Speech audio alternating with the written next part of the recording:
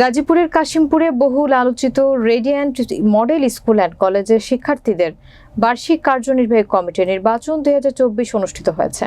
গাজীপুর জেলা প্রতিনিধি আব্দুল কুদ্দুসের প্রতিবেদনে দেখুন বিস্তারিত। রবিবার সকাল 10টায় বিদ্যালয়ের হলরুমে নির্বাচনের সকল আনুষ্ঠানিকতা অনুসরণ করে নির্বাচন কমিশনার প্রিজাইডিং, সহকারী প্রিজাইডিং ও পোলিং অফিসার নিয়োগের মাধ্যমে জমকালো আয়োজনের মধ্য দিয়ে এই নির্বাচন অনুষ্ঠিত হয়। কর্তৃপক্ষ জানায়, এই নির্বাচনে চতুর্থ শ্রেণী থেকে দশম শ্রেণীর শিক্ষার্থীদের মধ্যে মোট 160 জন শিক্ষার্থী ভোটার অংশগ্রহণ করেন। নির্বাচনে কার্যনির্বাহী কমিটিতে ছেলে ও মেয়েদের মধ্যে 2 জন সভাপতি ও 2 জন সাধারণ সম্পাদক নির্বাচিত হন। এছাড়াও ছেলে মেয়ের সমন্বয়ে প্রতি শ্রেণীকক্ষে 2 জন করে মোট 12 জন ক্যাপ্টেন নির্বাচিত হয়।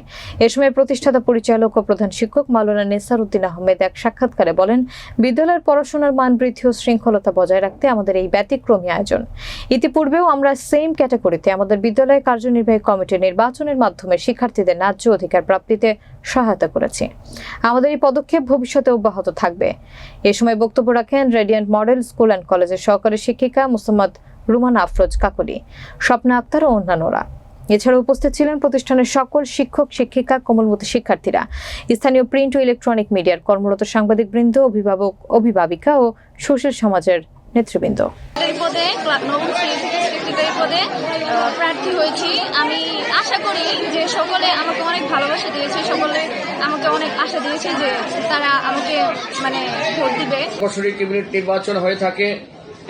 এবছরও ক্যাবিনেট নির্বাচন হচ্ছে। 24 জন প্রার্থী রয়েছে।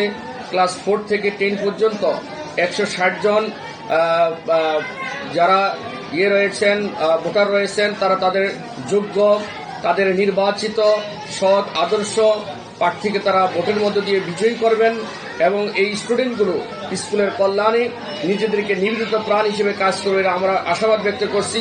নির্বাচিত হওয়ার পরে তো বলাই লাগে না, ওনারা ওনাদের দায়িত্বগুলো সুষ্ঠুভাবে পালন করবে, আমরা তো সেটাই বুঝতে পারছি।